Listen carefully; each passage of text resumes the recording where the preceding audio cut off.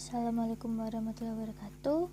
Perkenalkan, nama saya Fitria Sari Febriani dari kelas G dengan NIM 2019-102303-11-332.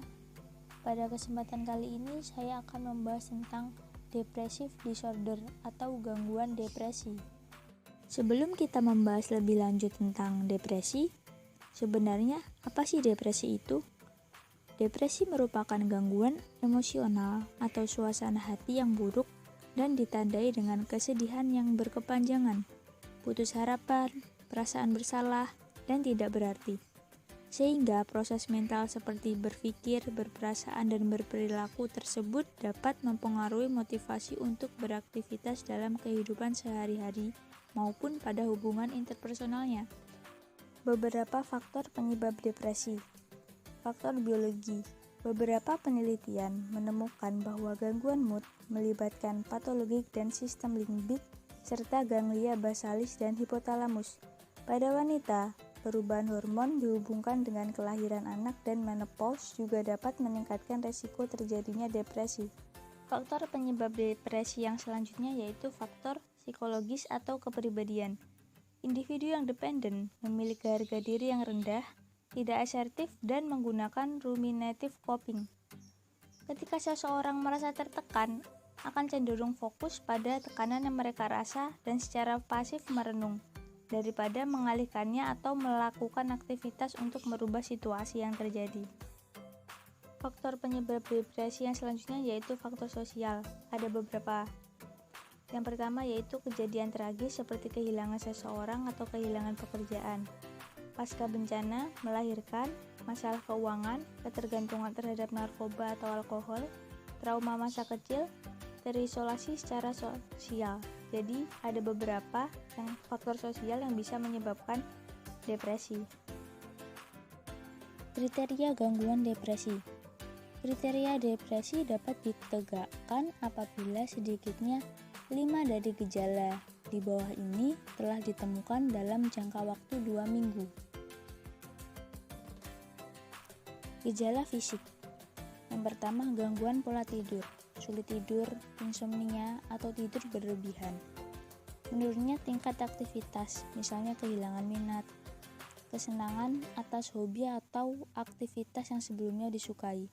Sulit makan atau makan berlebihan, bisa menjadi kurus atau kegemukan. Gejala penyakit fisik yang tidak hilang seperti sakit kepala, masalah pencernaan, sakit lambung, dan nyeri kronis. Terkadang merasa berat di tangan dan kaki. Energi lemah, kelelahan, dan menjadi lamban. Sulit berkonsentrasi, mengingat, ataupun memutuskan sesuatu. Yang selanjutnya yaitu gejala psikis. 1. Rasa sedih, cemas, atau hampa yang terus-menerus. Kedua, rasa putus asa dan pesimis.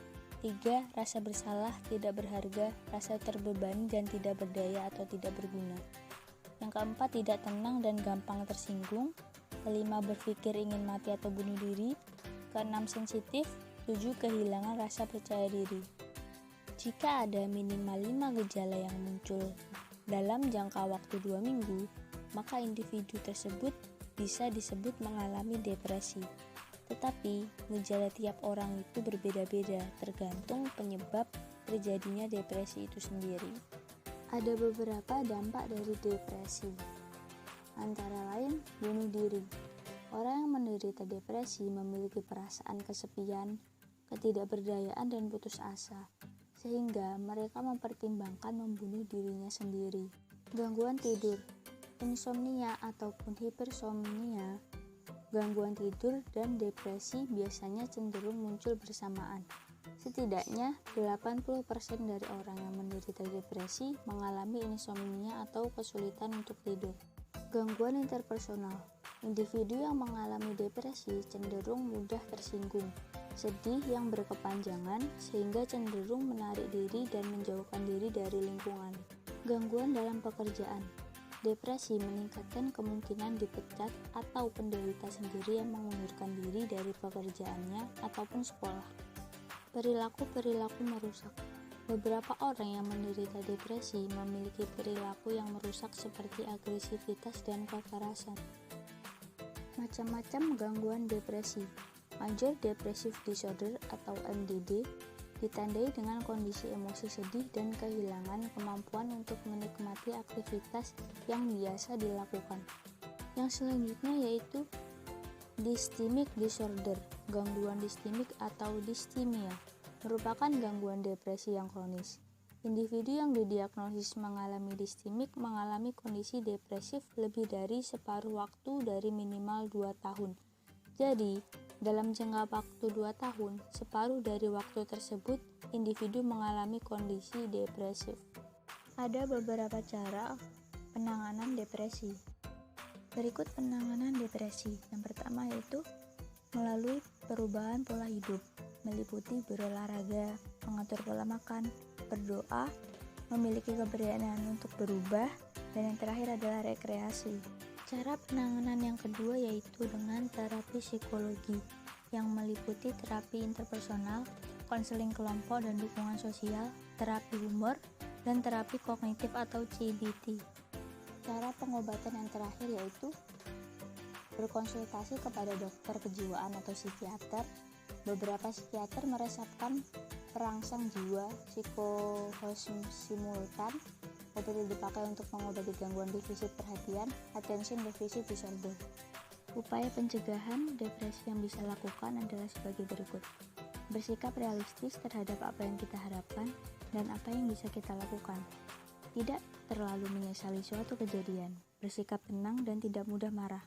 Tidak menyendiri, menjauhkan diri dari pergaulan, lebih bersosialisasi, melakukan aktivitas dengan lingkungan sekitar, lebih religius, mendekatkan diri kepada Tuhan, tidak membanding-bandingkan diri dengan orang lain, ataupun kehidupan orang lain. Cukup sekian yang dapat saya sampaikan. Bila ada kesalahan, mohon dimaafkan. Wassalamualaikum warahmatullahi wabarakatuh.